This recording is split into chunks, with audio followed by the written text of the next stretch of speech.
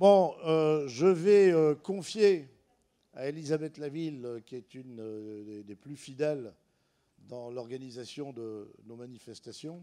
Ouais, j'arrête là, Elisabeth. Hein. Non, non, mais que du bien, que du bien. Je vais juste, avant de passer la parole à Elisabeth, accueillir Pierre Giorgini. Alors, je le connais un tout petit peu moins mal qu'Elisabeth.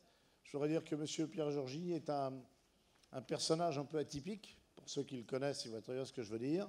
Bon, c'est quelqu'un qui a une carrière de chercheur, qui est un ingénieur des télécommunications et qui est aujourd'hui, après avoir été le directeur d'une école d'ingénieurs qui s'appelle l'ISEN, l'Institut supérieur de l'électronique et du numérique, qui est président de l'Université catholique de Lille, de la Fédération universitaire catholique de Lille, c'est-à-dire à peu près 25 000 étudiants dans toutes les disciplines, et qui a réussi ce tour de force, je dois dire, d'avoir pu se fédérer et s'entendre avec les universités publiques, c'est-à-dire mettre fin à une guerre qui datait de 1905, si jamais je résume assez bien.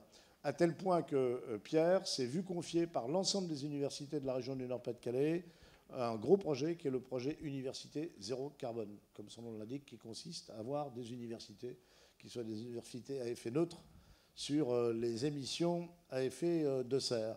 Et j'ajoute simplement un petit mot. C'est un personnage décapant, vous allez voir.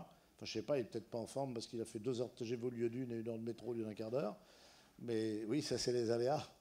On est en train de parler de la modernité, de l'évolution, des progrès, etc. Et on a des TGV qui, et pas de bol, on est ici chez la SNCF, on a vraiment pas de chance.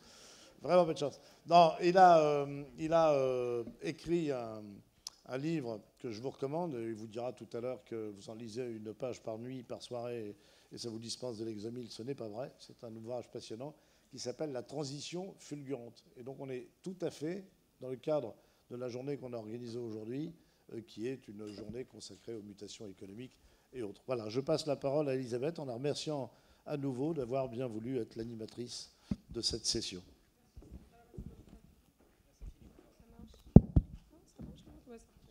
Bonjour à tous.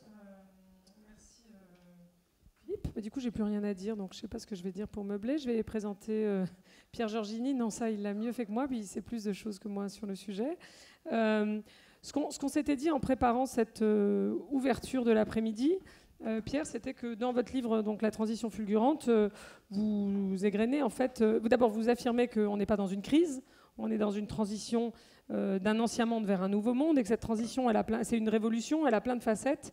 Il y a évidemment la dimension technoscientifique, révolution dans les modes de coopération, révolution de ce que vous appelez aussi l'économie créative, justement aussi avec la dimension coopérative. Et c'est ça qu'on s'était dit qu'on essaierait d'explorer. Vous nous expliquiez évidemment ce que c'est pour vous que cette transition fulgurante, multifacette. Moi, je vous avais posé la question quand on préparait de quelle place a la transition écologique dans tout ça aussi. Et évidemment, si on se focalise sur le sujet du jour, la question c'est quelle place a l'économie collaborative, l'émergence, l'explosion, la révolution de l'économie collaborative dans tout ça.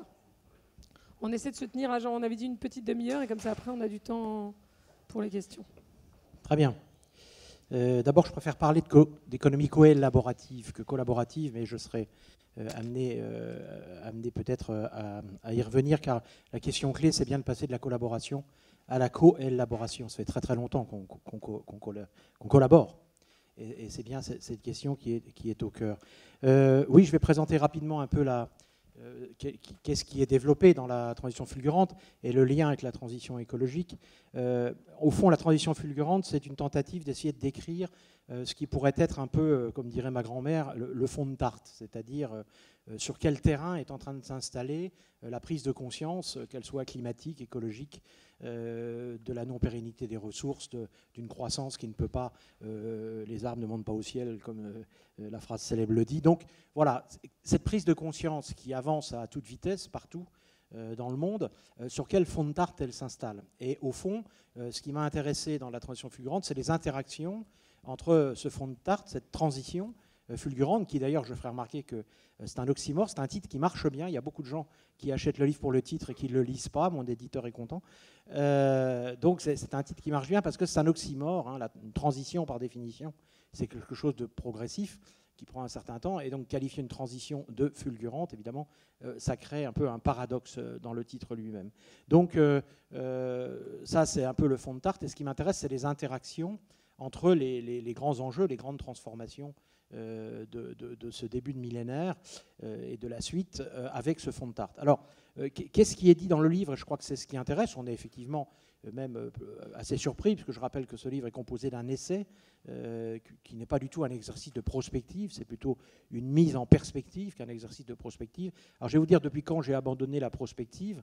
En général, je démarre toujours ma conférence par là, n'est-ce pas, cher Philippe? Et c'est là que la moitié de la salle sort, parce que je fais partie des ingénieurs qui ont validé dans les années 80 un titre du Monde qui disait « Internet, 0 milliard de bits, 0 milliard de chiffre d'affaires, pas de modèle économique, voué à l'échec, le Minitel et l'avenir ». Donc ceci doit vous amener à exercer votre légitime méfiance sur ce que je vais vous raconter à partir de cette heure et sur mes réelles capacités, évidemment, de prospective. Simplement, ça m'a beaucoup servi, évidemment, de leçon, car j'ai pris conscience qu'avec toutes les études que j'avais pu faire d'ingénieur, où j'avais tellement travaillé l'idée d'apprendre à ne croire que ce que je voyais, je me suis aperçu que je continuais à ne voir que ce que je crois. Et maintenant, j'en suis complètement conscient et j'en suis finalement assez heureux. Donc, vive les croyances. Alors, pour revenir à la transition fulgurante, l'idée qui est développée, c'est qu'au fond, et qui intéresse, je crois, pas mal, y compris un certain nombre d'intellectuels, c'est l'idée que nous sommes devant un phénomène systémique, ça tout le monde le dit, mais que nous avons trois grandes transitions qui sont en train de se combiner. Une première transition qui est elle-même l'effet d'une entropie et d'une transformation de tous les éléments du système les uns avec les autres, qui est d'ordre technoscientifique. Et ma grande surprise, puisque, comme peut-être certains le savent, j'étais auparavant directeur délégué d'Orange Innovation, donc j'ai pendant 5 années beaucoup travaillé sur les questions d'innovation et du lien entre les innovations et les technosciences dans le domaine des TIC, des technologies de l'information et de la communication. Ce qui m'a frappé, en revenant à la tête d'université, du coup en étant mis au contact avec ce qu'on appelle les SHS, les sciences humaines, les sciences économiques, etc., j'étais assez surpris de voir qu'il y a une sous-estimation globale, absolument incroyable, de l'aspect structurant des technosciences, y compris sur nos terrains sociaux et économiques. En gros, je pense que nos SHS, et particulièrement en France, restent au fond dans une forme de tradition qui a quelque chose d'un peu marxiste, c'est-à-dire qu'il y a l'idée que les superstructures sociales, au fond, la technologie est un sous-produit de la superstructure sociale, alors que je pense, et je pense que la transition a aidé à le montrer, aujourd'hui, ces technosciences ont leur propre statut et sont leur propre sujet, leur propre objet de développement et de transformation du tissu social. Alors, ces trois transitions, la première est d'ordre technoscientifique, je vais en dire 2 mots. La deuxième, c'est un changement de paradigme des systèmes de coopération que l'on repère partout, d'ailleurs, hein, aussi bien entre les objets qu'entre les objets et les hommes et entre les hommes eux-mêmes, et qui se combine à son tour avec un troisième phénomène, qui est l'explosion de l'économie créative. Et ça donne, pour moi, le fond de tarte, qui va rentrer en interaction avec la prise de conscience des enjeux écologiques, et notamment de l'enjeu climatique, et je l'illustrerai par 2-3 exemples, et ensuite je dirai où, selon moi, sont les enjeux de cette articulation. Alors, la transition d'ordre technoscientifique, je ne vais pas rentrer dans le détail, elle fait 200 pages dans le livre, donc vous aurez qu'à l'acheter. Non, mais j'ai cédé mes droits, je vous rassure, il n'y a pas d'enrichissement personnel, comme on dit souvent aujourd'hui. Donc, la première partie montre qu'en fait, cette transition est elle-même une combinaison, au fond, avec au cœur du réacteur l'hyperpuissance digitale. Cette hyperpuissance digitale, même moi qui travaille dans le digital depuis j'ai commencé, pas faire les anciens combattants, mais moi j'ai commencé à programmer avec des clés sur des machines qu'on appelait Alciane. Donc le digital, je suis un vieux de la vieille du digital. Même moi qui travaille avec le digital, je suis stupéfait. J'étais encore au CEA Tech il y a 1 mois. Je passe beaucoup de temps à différents endroits où se joue tout cela. Quand on pense quand même que ma génération, qui est probablement dans la salle, nous on a travaillé avec des machines qui faisaient 1000 opérations par seconde et qui stockaient sur une cassette 100 000 caractères. Et moi j'étais devant mon Sharp 600 et je disais « Où va le monde ?» Aujourd'hui, nous sommes à 1000 milliards d'opérations par seconde. Nous stockons 4 Tera, 4000 milliards de caractères sur un holographique vidéodisque et bientôt 40 Tera, puisque j'ai vu encore la semaine dernière qu'ils annoncent le multicouche. C'est la bibliothèque François Mitterrand. La Bibliothèque François Mitterrand, c'est 40 millions de références. C'est estimé à peu près à 6 téra. Alors il faudrait évidemment la digitaliser et l'indexer sémantiquement. Et donc, il y a quelques années, on disait, bon, avant qu'on indexe sémantiquement la bibliothèque François Mitterrand, sauf que maintenant, on a des machines qui font de l'indexation sémantique automatique à base d'intelligence artificielle. Donc, l'indexation sémantique de 40 téra n'est plus forcément une question insurmontable. Ça veut dire concrètement que moi, en tant que président d'université, je dois me préparer à voir arriver mes étudiants avec évidemment la bibliothèque François Mitterrand dans leur sac ou l'accès par leur futur Google Glasses, quand Google aura rebondi, accéder par leurs agents intelligents à faire des notes de synthèse sur tout cet espace de connaissances. Donc d'abord l'hyperpuissance digitale et puis le transport. Aujourd'hui, sur une fibre, on met 160 000 canaux de télévision. Moi, j'étais épaté en tant que gamin de voir Léon Zitrone présenter 27 minutes de Mondiovision entre la France et les États-Unis en juillet 62. Il avait 27 minutes, le pauvre. C'est là d'ailleurs où j'ai eu deux grandes vocations. Une vocation technique pour les télécoms et plus physique parce que c'est Léon Zitrone qui présentait. Et donc, aujourd'hui, on est à 160 000 canaux. La société Kellab, vous avez vu, vient d'annoncer un multiplexeur d'ondes sans changement des répéteurs multiplié par 10. Donc, on est à 1 600 000. Ce qui veut dire sur un câble transatlantique, on est à presque 20 millions de canaux de télévision. Voilà, donc ce cœur du réacteur est en train d'interagir avec 6 autres grands actants technoscientifiques qui se combinent entre eux. Alors, je vais aller beaucoup plus vite sur ces actants. Le premier, bien sûr, c'est ce qu'on appelle la machinisation de l'homme. On parle de l'homme augmenté, on parle de l'homme connecté. D'ailleurs, je ne sais pas si vous êtes connecté, j'en vois un certain nombre d'entre vous, mais je peux vous dire que quand je fais mes cours, je ne sais pas moi, MBA à Montpellier, par exemple, à Subdeco, ils sont tous connectés et je ne parle jamais plus de 5 minutes. Il y en a un qui, de la salle, dit « Ah oui, monsieur, mais il n'est pas né en 51, le type dont vous venez de parler. Hein. C'est en 52, en fait. Il faudrait revoir vos sources. Et le texte dont vous parlez, là, on l'a trouvé. Vous voulez que je le lise ? Enfin, ça suffit, c'est moi le prof, quand même. Je veux dire, moi, je suis le supposé sachant. Vous êtes les supposés ignorants. Donc, gardez ce statut, s'il vous plaît. » Et un autre, à l'autre bout de la salle, dit « Tu peux me passer le lien, s'il te plaît ?» Au bout de 5 minutes, je ne maîtrise plus rien. Donc le mode coopératif maillé, ce que Michel Serres aussi appelle l'inversion de la présomption d'incompétence, est aujourd'hui en route, et on verra d'ailleurs quelles sont ces interactions. Et donc cet homme augmenté, y compris dans le domaine de l'ingénierie du vivant, tout ça, et dans le livre je ne vais pas le détailler, et cette machinisation de l'homme qui vient se combiner avec cette hyperpuissance digitale. Après, vous avez l'autre pendant, qui est la machinisation, qui est l'humanisation des machines. Et là, avec une avancée également assez fulgurante, on le voit évidemment avec les robots, la robotisation, on le voit aussi avec les agents intelligents, j'en parlais tout de suite. L'analyse qui a été faite sur les cantonales dans le monde a été faite par des robots, pas par des journalistes. Il y a un journal américain qui publie une revue de presse aux États-Unis en macroéconomie, dont les communiqués de presse sont rédigés par des robots, et annonce un journal économique de macroéconomie dans les 5 ans, dont les articles seront rédigés donc, par des robots, par des agents intelligents. Donc les agents intelligents, ils existent déjà aujourd'hui, hein, Copernic, Webster Whiteshire, un certain nombre d'agents intelligents, mais ils vont se développer, et un ami prof à Berkeley me disait la question n'est pas tellement quand les enseignants vont envoyer leurs avatars enseigner aux étudiants, la question c'est quand les étudiants vont nous envoyer leurs avatars. C'est là où va être la vraie révolution pédagogique. Donc voilà, c'est deux. Ensuite, vous avez tout le domaine du 3D, qui là aussi est en train d'exploser littéralement parce qu'il se combine avec les autres actants.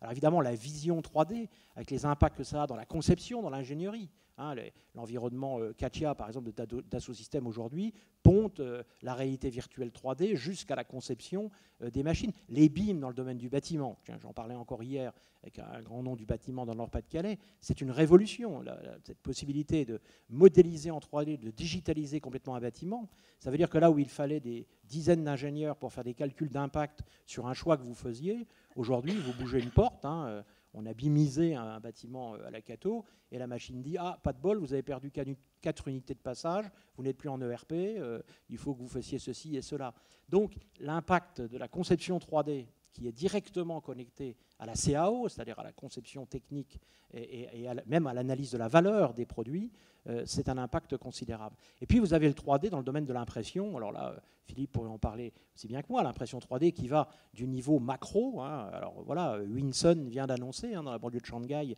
et Philippe de temps en temps annonce l'impression 3D. Tu le fais encore, le coup de la résidence étudiant imprimée en 3D, Philippe, je ne sais plus. Bon, donc voilà. En attendant qu'on puisse imprimer les étudiants, parce que ça serait évidemment, ça serait très intéressant à faire. Et donc, l'impression au niveau macro, au niveau méso, c'est-à-dire la première imprimante 3D domestique, elle vient de sortir, $199. Donc, si vous êtes parent, préparez-vous. À un moment, on vous demandera d'acheter l'imprimante 3D, notamment la société Lego s'y intéresse. On peut customiser. Vous avez vu que sur Amazon, il y a déjà plus de 250 produits que vous pouvez dessiner de chez vous et faire imprimer, vous faire livrer. Denis Terrien, patron de 3SI, me disait récemment qu'il travaille, il réfléchit sur les futurs modèles où, dans la vente à distance, en amont de son usine absolument extraordinaire, entièrement automatisée, qui empaque 80 millions de paquets par an, il y aura probablement des ateliers entièrement automatisés d'impression 3D de produits que vous aurez customisés. Et donc on va vers le client conso-cepteur. On a cru qu'on passait du consommateur au consommateur, nous passons au conso-cepteur. On remonte très haut dans la supply chain. Donc ça, c'est tout le monde du 3D qui est en train d'exploser. Et puis évidemment les nanotechnologies qui sont elles-mêmes une combinatoire entre 3 sciences de la deuxième révolution industrielle, que sont la chimie, la biologie et l'électronique, la microélectronique, toutes ces personnes travaillant à l'échelle nanométrique. Et d'ailleurs, entre parenthèses, on pourrait y revenir au travers des questions, vous avez vu que vient de sortir, moi je dirigeais l'ICEN, dans les sous-sols de l'ICEN, nous avons un microscope à effet tunnel, il y en a aussi dans l'IEMN, donc qui sont des formes d'imprimantes 3D à l'échelle nanométrique. Ça y est, on annonce, elle est même sur Internet, allez la voir, une imprimante 3D sous vide, qui imprime à l'échelle nanométrique, c'est-à-dire qui imprime à l'échelle moléculaire. Elle vaut $300 000, donc on n'est pas au 1,5 million du microscope à effet tunnel. Donc l'imprimante 3D est en train également d'envahir tout cela, et tout ça se combine avec cette hyperpuissance digitale. Donc voilà, c'est ce qui est détruit, tiens, quel lapsus, il faut que j'en parle à mon psychanalyste, c'est ce qui est en tous les cas permis par cette combinatoire de tous ces éléments technoscientifiques qui effectivement se combinent entre eux. Et puis, en passant par le technoscientifique, on va passer à la deuxième transition d'ordre plus social, plus socio-économique, c'est l'explosion du mode coopératif maillé. C'est-à-dire qu'on s'aperçoit, en tous les cas ma génération, qu'on a tous été quand même fortement câblés par les arborescences, l'arbre, l'étoile, un noyau qui coordonne des périphériques, et puis le flux. Le flux, je ne sais pas si vous êtes des hommes et femmes d'entreprise, peut-être que vous en mangez encore du flux. Moi, alors on dit pas des feuilles de route, on dit des roadmaps, ça fait plus intelligent. Donc, moi, j'en ai mangé beaucoup de roadmaps pendant ma carrière. J'ai fait beaucoup de qualité avec le fournisseur, le client, les jalons, le point B où on veut aller, comment on y va, tout ça, donc toutes les techniques de juste après la guerre. Et moi, j'ai été un roadmapper. J'ai rodé ma peur avec ces trucs-là pendant pas mal d'années, parce que la question qui est clé, évidemment, c'est le lâcher prise. On pourra également en reparler. Et donc, ce basculement du mode arborescent, les organigrammes, du mode étoile, l'étoile qui coordonne les satellites, du mode flux, vers ce mode coopératif maillé qui, au fond, est un mode assez nouveau, y compris dans nos cultures, puisqu'au fond, dans un mode coopératif maillé, je dirais tous les éléments du réseau, ma spécialité d'origine étant la topologie de réseau, tous les éléments du réseau sont à égalité de dignité, c'est-à-dire chacun peut être concepteur, producteur, consommateur d'informations. On en voit d'ailleurs déjà les impacts. Moi, je suis stupéfait de voir un étudiant de 19 ans qui peut, sur un prof qui est au bord du prix Nobel, au bout de 10 minutes l'interrompre en lui disant « Mais monsieur, je ne suis pas d'accord avec vous ». C'est-à-dire tous experts est quelque chose qui commence y compris, alors que moi, avant de dire à un prof que je ne suis pas d'accord avec lui, il aurait fallu que j'attende au moins d'atteindre le niveau DEA, et encore, et d'être sûr d'avoir vraiment analysé et étudié le même spectre de fréquence que celui dont il était en train de me parler, si vous voulez. Donc, on voit ce tous experts, ce mode coopératif maillé qui explose. Alors, il va exploser dans la conception des systèmes. Alors, je vais vous raconter une histoire qui est assez récente, mais que je trouve marrante. Ça montre bien à quel point on ne voit pas, vraiment, on voit ce que l'on croit. Je faisais travailler un certain nombre de dirigeants récemment dans un séminaire sur un exercice tout simple. Je leur disais, voilà, la ville de demain, dans son centre, sera interdite aux véhicules. On en est à peu près certain. Enfin, voilà, il suffit de se balader aujourd'hui à Oslo, d'en prendre pour 430 € pour une semaine de visite d'Oslo. Avec ma femme, on était très contents. On disait, tiens, il n'y a pas beaucoup de monde à Oslo, on peut circuler facilement. Voilà. On avait juste un truc sur le pare-brise qui sonnait de temps en temps. Et à la fin, je veux dire, ça a sonné dur. 430 € pour une semaine à Oslo. Donc bon, bientôt, on ne circulera plus. Et je leur ai dit, dessinez-moi la ville de demain. Là. Vous savez, c'est très à la mode maintenant. On leur donne, ils adorent retourner à l'enfance. On leur donne des Legos, de la craie, des papiers. Enfin, on appelle ça de la créativité. Et donc, ils ont commencé à dessiner leur truc. Ils m'ont tous fait, quasiment tous, des métros, des tramways, des téléphériques, des bateaux sur les rivières quand il y en avait, etc. Puis un jour, je leur dis, je leur montre quelques photos des Google Cars, Stanford. Alors il y en a 4, il n'y en a pas 50. Mais enfin, dire, on aurait pu imaginer un modèle, au fond, où il n'y a pas de bus, il n'y a pas de tout ça. Vous mettez 5-6 000 véhicules de 4, 6, 8, 10 places sans chauffeur, automatiques, et puis vous, sur votre iPhone, vous dites « je veux aller là », et hop, le véhicule premier qui passe, il vous charge, il vous emmène où vous allez, puisque tout ça est calculé. Il n'y avait pas pensé.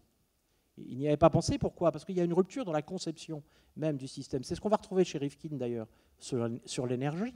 C'est cette idée que la technoscience va nous permettre de créer des réseaux d'intelligence qu'on appelle ubiquitaires quand on est dans l'intelligence ambiante, qui n'est pas un calculateur central. Dans ce système de réseau de véhicules intelligents, il n'y a pas un calculateur planqué dans la station Total ou un calculateur planqué à la mairie. Ce sont les véhicules qui embarquent de l'intelligence et qui, parce qu'ils sont capables à la fois de traiter et de communiquer, créent une intelligence de réseau, une intelligence de système qui va produire un service. Et la façon de concevoir les systèmes, ce qu'on appelle l'Internet des objets, est en soi une vraie révolution parce que vous pouvez évidemment créer et obtenir des environnements de services ubiquitaires absolument époustouflants. Et ça, c'est une rupture dans la conception. Eh bien, ce passage en mode maillé coopératif, ce que prétend la transition fulgurante, c'est que nous sommes en train de le vivre dans les systèmes de coopération humaine. On voit bien qu'à chaque moment, dans les entreprises, dans les institutions, l'arborescent perd pied petit à petit. Les organisations traditionnelles, les institutions traditionnelles perdent de pied. Alors pour des tas de raisons, pas seulement pour celle-là, mais une des raisons, c'est l'explosion de ce mode coopératif maillé. On le voit partout. Vous prenez la finance, c'est le crowdfunding, avec toute la désintermédiation que ça entraîne. Je ne dis pas que c'est forcément une bonne nouvelle, c'est là un petit point pas de désaccord avec Anne-Sophie Novelle, son très beau livre « Vive la co-révolution ». Je trouve qu'il y a un côté un peu militant. Ce que je dis souvent, c'est que le mode coopératif, pour l'avoir vécu, ou le mode coélaboratif, nécessite une sacrée éthique. Parce que de la coopération, égalité, dignité, ça peut être aussi des effets de horde, ça peut être des formes d'aliénation non explicites qui peuvent être beaucoup plus redoutables que les aliénations explicites, ça peut être des formes de domination sous-jacente. Donc, il ne faut pas quand même qu'on dise que le coopératif maillé, au fond, c'est l'avenir de l'humanité et que ça va nous faire quelque chose où d'un seul coup, l'homme étant bon, à partir du moment où vous libérez son initiative en interaction, vous allez obtenir le meilleur. Non, c'est plus compliqué que ça. Mais ceci étant dit, ce qui explose, c'est ce mode de coopératif maillé dans la finance, dans la créativité. Vous voyez le crowd creativity sur lequel des gens comme Patrick Courandé, Laurent Simon ont fait des travaux magnifiques sur les villes créatives, par exemple à HEC Montréal. Vous pouvez prendre tous les secteurs. L'éducation. Moi, j'ai de plus en plus de mal à tenir. Enfin, les étudiants, on arrive à les tenir dans des amphis, bien sûr, mais avec de la coercition. C'est-à-dire, ils signent à l'entrée, ils savent qu'il faut qu'ils aient 12, on s'arrange pour leur poser des examens très, très, très reliés au cours qu'on leur fait, de sorte que s'ils ne viennent pas au cours et qu'ils ont le toupet d'aller chercher la connaissance sur une tablette, bah justement, la question qui est quelle était la couleur de la cravate du prof quand il a fait son cours, etc., ils auront 0. Donc, nous avons des moyens de les maintenir en amphi. Mais, bien sûr, ils ont des demandes autres. Ils demandent de plus en plus à travailler en mode coopératif maillé, à être des coélaborateurs. En fait, je ne vais pas détailler l'ensemble, mais là, je vais être plutôt un adepte de ce que écrit magnifiquement Michel Serres. Je pense que nous sommes en train de passer dans tous les domaines du triangle au carré. C'est-à-dire que nous sortons d'une conception où, au fond, on a toujours pensé les systèmes comme centrés sur le bénéficiaire. Moi qui ai beaucoup travaillé sur la qualité, on se centrait sur le client. Les systèmes de santé se centraient sur le malade. Les systèmes d'éducation tentaient de se centrer sur l'étudiant, etc., etc. Et évidemment, les systèmes qui étaient autour, un triangle c'était bien, parce que ça a 3 dimensions, c'était sympa. Ce qui est en train de se passer aujourd'hui avec l'explosion de ce mode coopératif maillé, c'est qu'au fond, de plus en plus, le bénéficiaire demande, de façon légitime ou pas, ce n'est pas la question, à monter en haut du carré pour être partenaire du système centré sur les bénéfices attendus.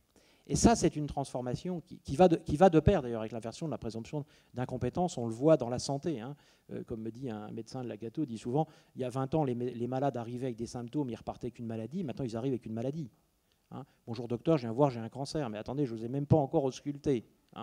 Et donc, parce que j'ai vu sur Internet. Donc là, l'inversion de la présomption d'incompétence, cette espèce de tension à devenir coélaborateur centré sur le bénéfice attendu, est un mouvement que l'on va repérer partout, dans la pédagogie, dans l'économie, le concepteur qui avance et qui veut aussi être partie prenante de plus en plus de son acte de consommation. En tous les cas, on peut l'espérer.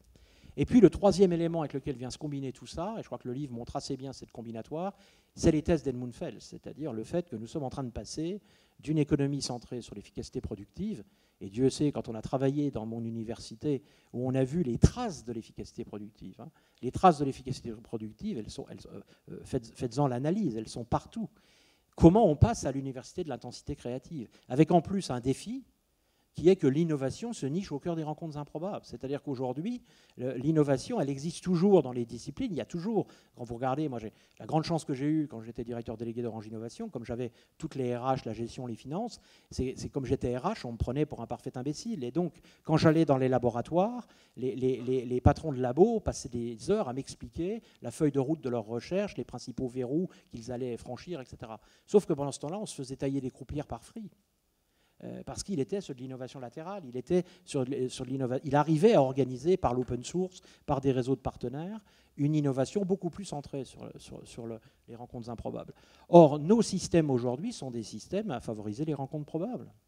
Chez moi, les juristes rencontrent les juristes, les chimistes rencontrent les chimistes, les traiteurs de signal rencontrent les traiteurs de signal, et encore à condition qu'ils soient sur la même fréquence. Donc, comment on passe à un système où on peut susciter ces rencontres improbables ? Mais on a un sacré problème, c'est qu'on ne peut pas le faire aux dépens de la qualité disciplinaire. Sinon, on va faire un espèce d'énorme machin où vous aurez des bons à rien et aptes à tout qui concevront. Donc, comment on va réussir à articuler une verticalité qui est indispensable dans un certain nombre de disciplines, parce qu'il ne s'agit pas de parler de tout et n'importe quoi, et comment on va arriver à organiser cette espèce de modèle. Les Américains parlent souvent du modèle en pi, c'est-à-dire comment on fait pour que ces acteurs soient capables de rentrer en coélaboration, pas en collaboration, avec les designers, avec les sociologues, avec les économistes, avec les philosophes. On le voit dans l'approche sociotechnique de l'énergie, par exemple, les difficultés qu'on rencontre. Donc ça, c'est l'explosion de l'économie créative, et on la voit partout. Ça part de l'idée, au fond, que dans la valeur, dans le prix, c'est-à-dire la valeur perçue par le client, le prix que le client est prêt à payer d'un produit, eh bien, on voit qu'on a un curseur. Alors, vous avez deux extrémités à ce curseur. Vous avez l'artiste qui, avec 3 bouts de papier, en 5 minutes, vous fait un truc qui vaut 2 millions de dollars. Il n'y a pas d'efficacité productive, tout est dans l'intensité créative. Puis de l'autre côté, vous avez le produit où il n'y a quasiment pas d'intensité créative, c'est un produit hyper connu, archi connu, et c'est l'efficacité productive qui va en faire la valeur. Eh bien, le curseur, je peux vous dire que pour travailler avec beaucoup d'entreprises, y compris les banques, il est en train de se déplacer chaque année vers l'intensité créative. Et beaucoup d'entreprises sont comme une poule devant un couteau. Parce que passer de l'efficacité productive à l'intensité créative, ça veut dire revoir tout.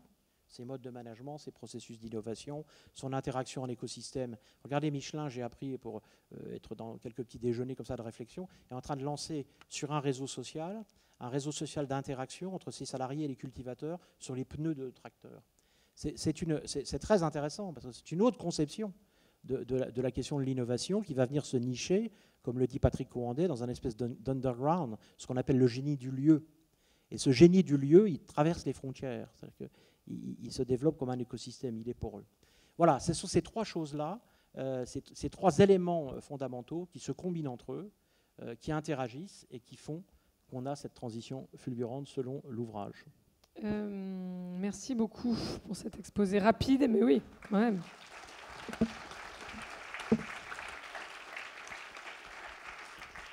Vous avez évoqué plusieurs fois sur les trois grands sujets, en fait, tant sur le digital que sur le mode coopératif maillé, que sur récemment les questions de créativité, d'interdisciplinarité, le secteur de l'éducation, qui est le vôtre, du coup, maintenant. Et est-ce que vous pourriez nous donner un exemple, du coup, de la façon dont tout ça s'est mis en application dans un secteur ? On va prendre le vôtre, puisque c'est plus simple. Qu'est-ce que ça veut dire concrètement à la Cato, par exemple ? Qu'est-ce que ça amène comme changement aujourd'hui ? Qu'est-ce que ça pose comme question ? Vers où ça va ? Comment on transforme un secteur ? Et le secteur de l'éducation, et vous l'avez dit, est probablement un de ceux qui est le plus impacté. Et puis si on veut changer les entreprises demain, il faut bien changer la façon dont on forme les dirigeants d'aujourd'hui. Les dirigeants, oui. Est-ce que j'ai quand même 5 minutes juste avant, parce qu'il manque un petit lien ? Oui. Oui.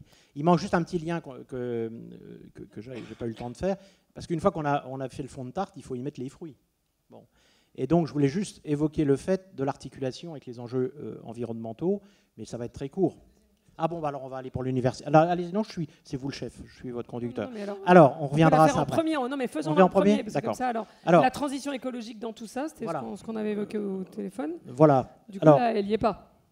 Donc la transition À écologique proprement dans tout parler. ça, ce qui m'intéresse là-dedans, c'est de voir les interactions entre la montée en conscience, parce que la transition écologique, elle n'existe que parce qu'il y a une montée en conscience à partir de faits réels, c'est-à-dire une prise de conscience d'un certain nombre d'éléments qui se fait, peut-être pas assez vite à mon goût et pas assez vite au goût d'un certain nombre de gens, mais qui se fait. Ce qui m'intéresse, moi, c'est l'interaction. Alors, l'interaction d'abord entre les technosciences et cette transition écologique. Là, on voit bien qu'aujourd'hui, il y a une question qui va être assez clé à ce niveau-là, puisqu'on voit émerger aujourd'hui deux grands courants. Des courants plutôt bioconservateurs, comme dirait Laurent Alexandre, c'est-à-dire qui sont dans un rejet systématique des technosciences, en disant que de toute façon, elles sont consubstantiellement néfastes parce qu'elles nous éloignent naturellement de la nature, puisque au fond, qu'est-ce qu'une technoscience? C'est l'idée qu'un ensemble de règles vraies vont nous permettre de transformer le réel. Et donc, on peut avoir des formes de philosophie qui disent, au fond, cette technique, eh bien, cette technoscience porte en elle consubstantiellement les traces de cet éloignement de l'homme du vivant en général. Et puis vous avez une deuxième, alors évidemment je caricature, ça vous allez retrouver ça dans la déclaration du gouvernement fédéral américain en 2002 quand il lance le plan NBIC, convergence nano-biotechnologie, technologie de l'information et sciences cognitives, où là on est dans la folie intégrale. Pour moi, oui que moi, c'est l'émergence du transhumanisme, c'est l'idée au fond qu'on ferait émerger une post-humanité augmentée qui nous permettrait, le terme est, je crois, d'éradiquer définitivement la souffrance, la guerre, etc. Au fond, l'homme deviendrait tout puissant, et je vous invite, sans aucun prosélytisme de ma part, ceux qui me connaissent savent que je n'en fais pas, de lire un livre exceptionnel de mon ami Bertrand Vergely qui s'appelle « La tentation de l'homme-dieu », qui vient de sortir. Donc cette question de la toute-puissance et d'une croyance, au fond, dans des technosciences qui nous permettraient de résoudre tous nos problèmes, alors même jusqu'à nous permettre de maîtriser la complexité qu'on ne sait plus maîtriser humainement, est une tendance qui existe, qui n'est pas majoritaire, mais qui existe. Moi, à titre personnel, je suis pour le tiers chemin. C'est-à-dire que je pense que nous avons besoin d'augmenter nos capacités de discernement. Quand des gens comme Pierre Rosanvallon ou des gens comme Edgar Morin appellent à la montée en conscience, c'est bien de ça dont il s'agit, c'est-à-dire qu'il faut que nous développions nos capacités individuelles et collectives, quelles que soient les formes qu'elles prennent, institutionnelles par les États, par les communautés, par les associations, par les ONG, par l'initiative citoyenne, comme on n'est pas le 6 juin aujourd'hui ? Ce qui va se passer après-demain, avec ce grand débat de la COP21 dans 87 pays, 10 000 citoyens en réseau, eh bien, il faut qu'on fasse monter partout cette prise de conscience pour pouvoir, à chaque fois, sur les technosciences, pouvoir augmenter notre capacité de discernement, c'est-à-dire qu'est-ce que nous jugeons positif pour l'humanité dans ce qu'elles offrent comme opportunité, qu'est-ce que nous jugeons dangereux, qu'est-ce que nous jugeons à trop court terme, moyen terme, ça. Il faut qu'il y ait un vrai travail de capacité démocratique sur ces questions, et je pense je crois qu'en passant aussi mon temps à faire beaucoup d'interventions de ce type dans les lycées, dans les écoles, un peu partout, je contribue modestement à l'augmentation de cette capacité démocratique. Deuxièmement, le deuxième aspect, c'est le mode coopératif maillé. Le mode coopératif maillé, ça peut être effectivement comporter beaucoup de risques, on le voit évidemment sur Internet, mais c'est aussi une chance. Parce que jamais les hommes et femmes que nous sommes, dans l'histoire de l'humanité, n'avons eu autant de possibilités de nous informer, de développer notre connaissance, de croiser nos savoirs. On dit Internet est le lieu de toutes les manipulations, mais c'est aussi le lieu de toutes les connaissances partagées, de toute l'intelligence collective créée, etc. Donc, comment aussi, là, on fait de ce lieu coopératif maillé un lieu de montée en conscience et un lieu d'action, c'est-à-dire de mobilisation en réseau. Le débat du 6 juin ne serait pas possible dans le monde entier sur 24 heures sans les technologies. Et si on suit l'idée des démocraties, par exemple Yves Saint-Omer sur la démocratie par tirage au sort, ou les wiki-électeurs, c'est une idée excellente, les wiki-électeurs, d'avoir un Wikipédia de l'exercice démocratique, c'est-à-dire que chacun développe sa capacité démocratique sur un sujet et après devient sondable parce que évidemment, il est monté en connaissance sur un sujet. Bon, voilà, il y a des tas d'opportunités. Et puis enfin, l'économie créative.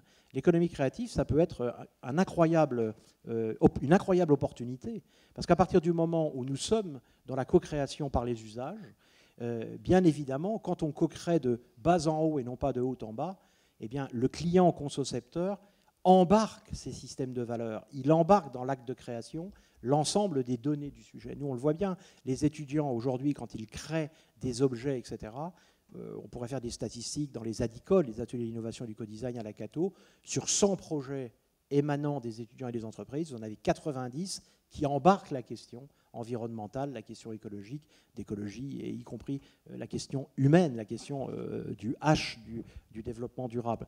Parce que quand on est dans l'émergence co-créative partant des usages, le plus souvent, l'ensemble des dimensions du projet sont embarquées. Et c'est là-dessus, je vais m'appuyer pour répondre à votre deuxième question, c'est là-dessus que nous avons décidé de travailler à la Cato de Lille. Donc, nous avons créé des écosystèmes innovants. On a d'abord créé un centre de co-design qui a commencé dans une salle avec 3 paperboards, 5 post-it et quelques gommettes, la panoplie du parfait manager coélaboratif.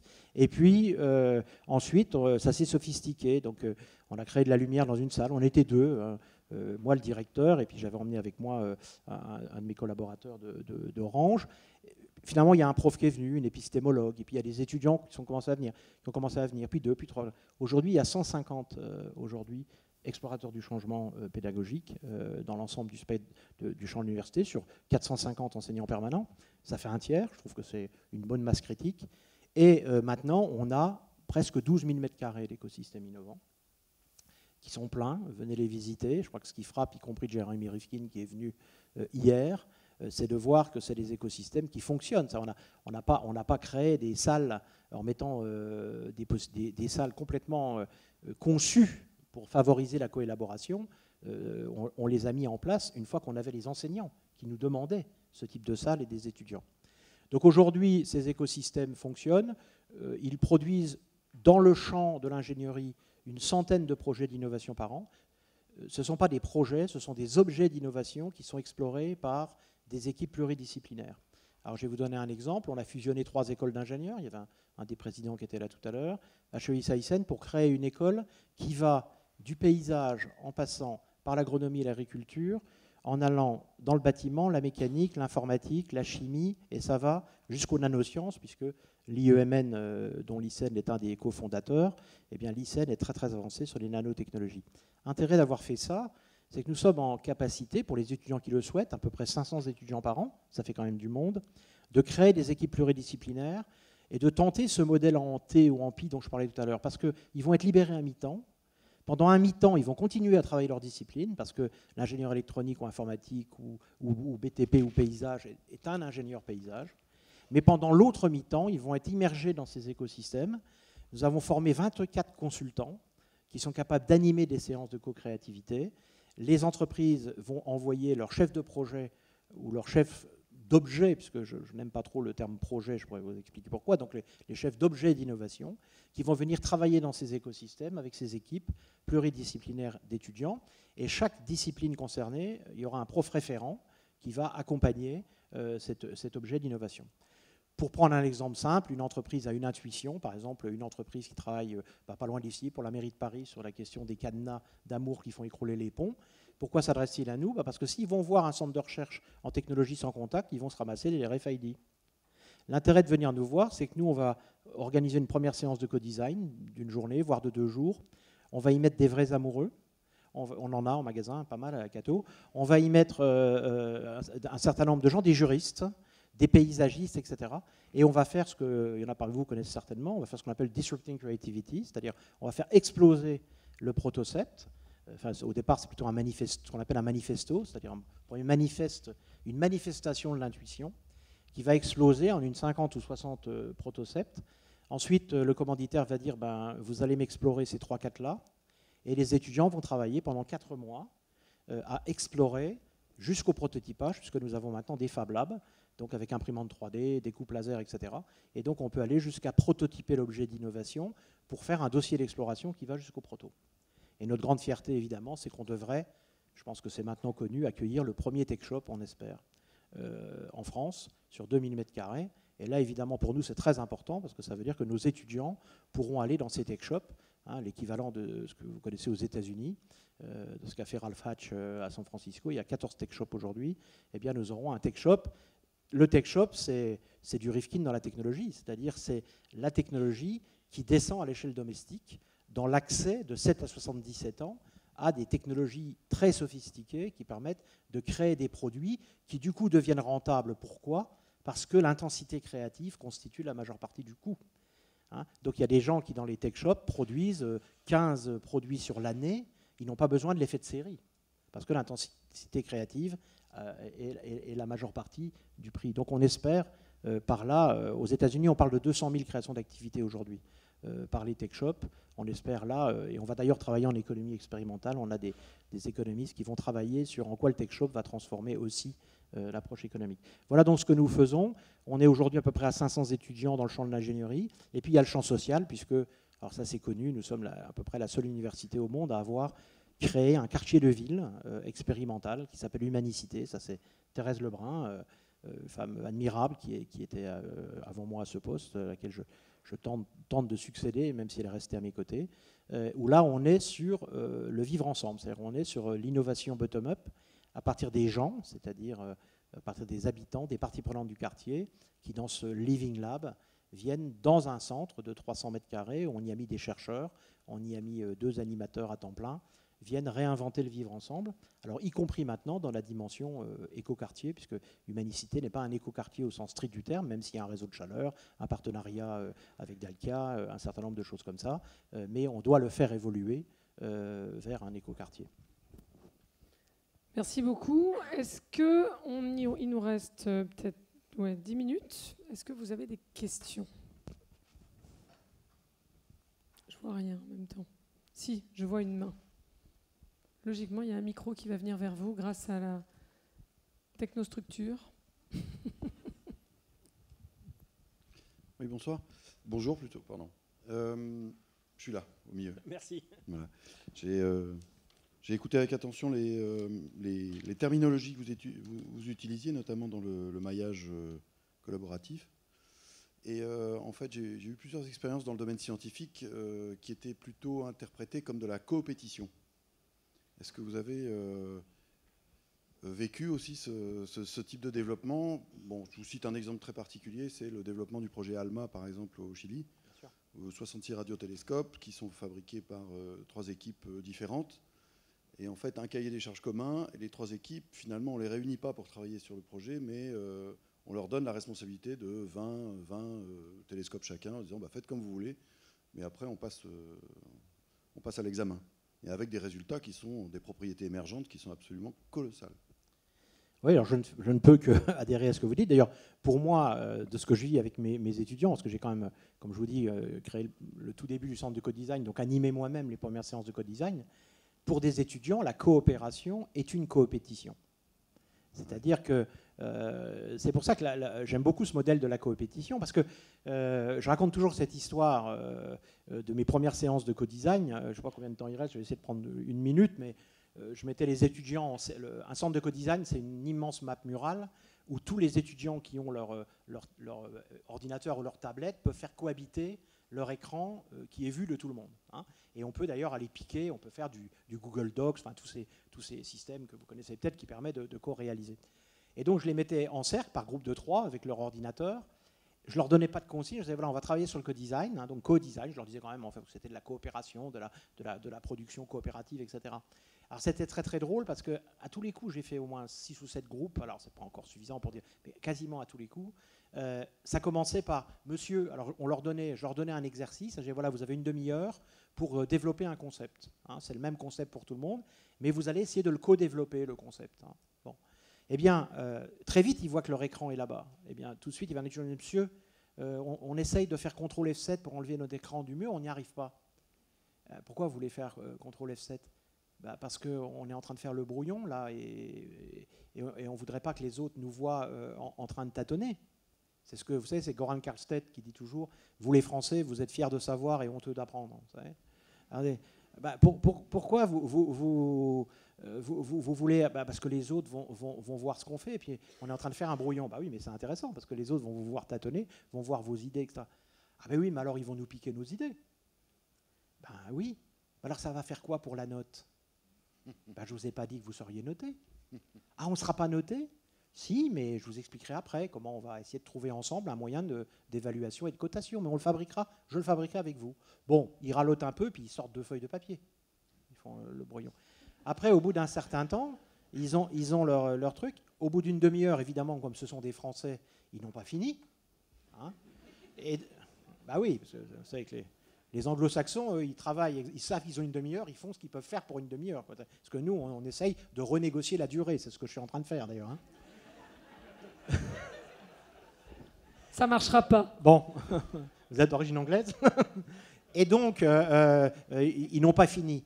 Et c'est le système qui leur retire la main. C'est-à-dire, ce qui est à cette table-là vient à cette table-là, etc. Ce qui est là vient là. J'ai des crises de nerfs. Mais monsieur, on n'a pas fini. Oui, mais si vous aviez fini, ça ne serait pas intéressant de le passer aux autres, puisqu'on est en co-design. Oui, mais ils ne vont pas comprendre ce qu'on a voulu faire. Ah, parce qu'ils sont loin, ça va être compliqué d'aller leur expliquer. Ah, parce qu'on peut se lever. Ah oui, vous pouvez vous lever, etc. Donc vous voyez qu'on est... Alors, ce n'est pas une critique. On est tous câblés, d'une certaine façon, dans l'inverse de ce que vous dites. On est câblés dans la compétition, très vite, puisqu'ils étaient déjà en compétition, et il fallait les mettre en coopétition, justement. Donc vous avez raison. Alors sur des exemples concrets, vous prenez Euratechnologie, qui est un espace dans le Nord assez connu, très high-tech. Mon fils, il y a une start-up. Tous les 15 jours, il y a un café de l'innovation où il se retrouve avec ses concurrents à travailler sur des innovations, etc. Avec une règle qui est, on partage, on crée un produit, puis après le meilleur gagne sur le marché. Donc ça, c'est effectivement un domaine qui se développe fortement. Si vous n'allez pas très loin d'ici, à l'incubateur du Crédit Agricole, vous verrez qu'il y a des moments dans l'incubateur où il y a des entreprises concurrentes qui coélaborent des innovations, des produits et des services, alors qu'elles sont concurrentes. Hein. Voilà. Donc effectivement, la coopétition est un... L'Akato, d'ailleurs, est dans le modèle de coopétition depuis un siècle. C'est ce qui fait qu'on réussit, parce que l'ISEC, chez nous, est en concurrence avec l'EDEC, qui est en concurrence avec la fac de gestion, la fac de sciences est en concurrence avec les écoles d'ingénieurs, et pourtant, on a des espaces de coopération qui durent depuis un siècle. Alors aussi parce qu'on a un corpus de valeurs que l'on partage. Une dernière question, du coup, pour tenir le timing. Oui.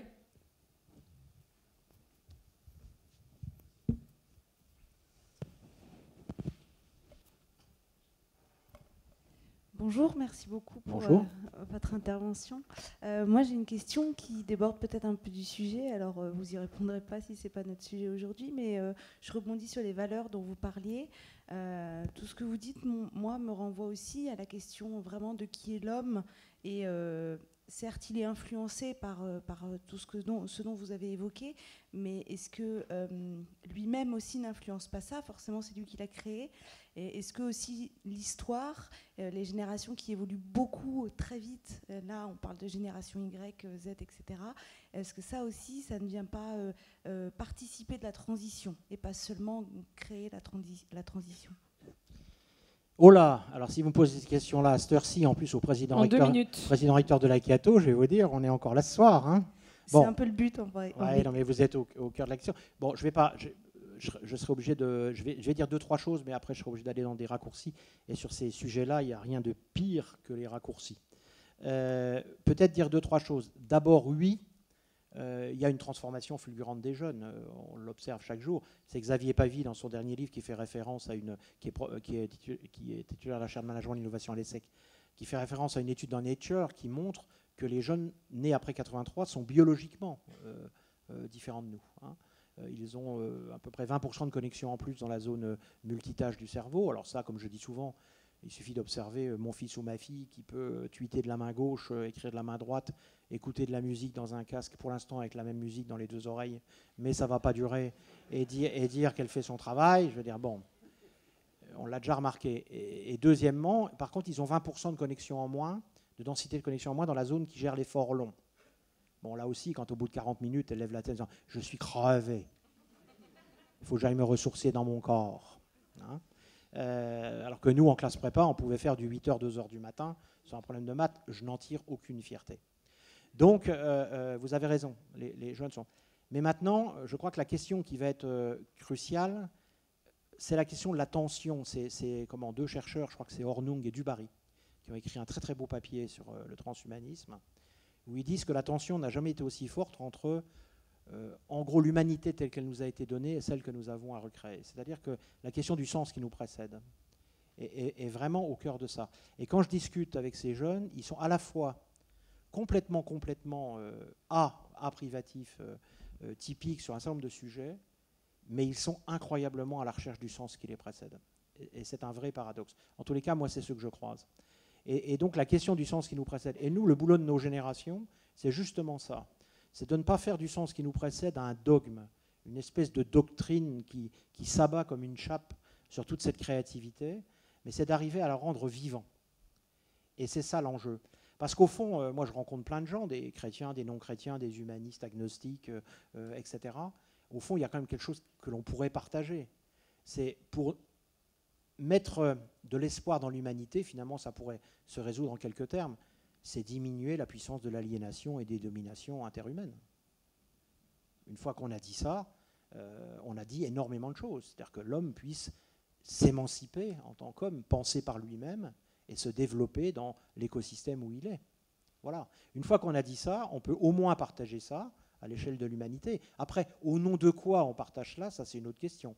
Moi, j'y crois au nom de ma foi, mais je n'en fais pas une espèce de dogme, une doctrine prosélyte.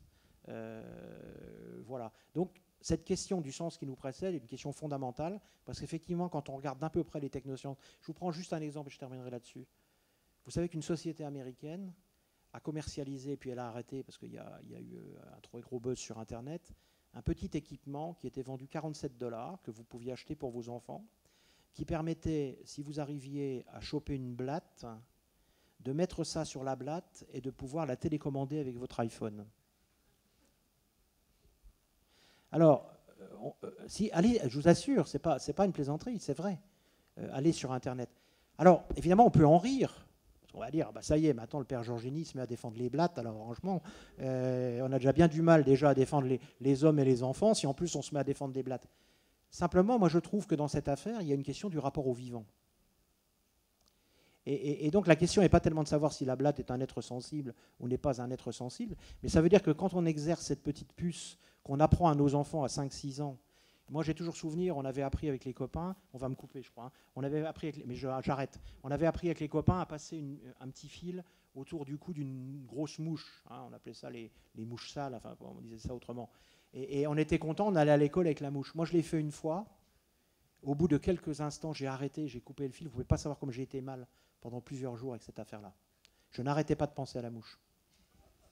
Mais oui, et pas parce que j'avais pitié de la mouche, probablement parce que j'avais produit un acte de toute puissance sur quelque chose qui était vivant. Voilà. Donc je prends juste cet exemple-là pour dire qu'on a du boulot, quoi. On a du travail à faire et on a une montée en conscience et j'essaye, comme le colibri de Pierre Rabhi, de faire ma part du job. Voilà, merci. Merci beaucoup Pierre.